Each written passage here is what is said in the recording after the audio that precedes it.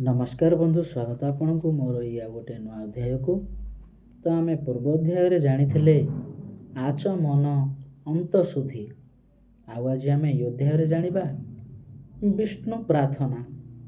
तो चलतु बंधु डेरी न करी आम आरंभ करिबा विष्णु प्रार्थना।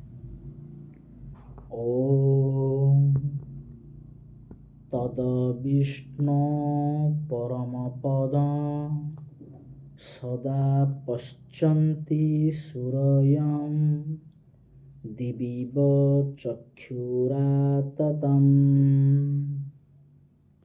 ॐ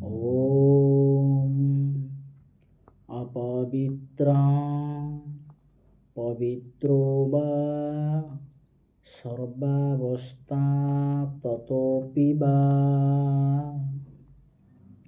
ज्य सुरेत्पुण्डरीकाख्यं सबाह्याभ्यन्तरशुचि इति विष्णु प्रार्थयतो।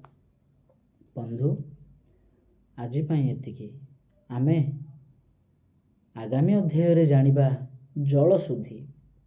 तो सही पर्यंत आपण समस्त को नमस्कार।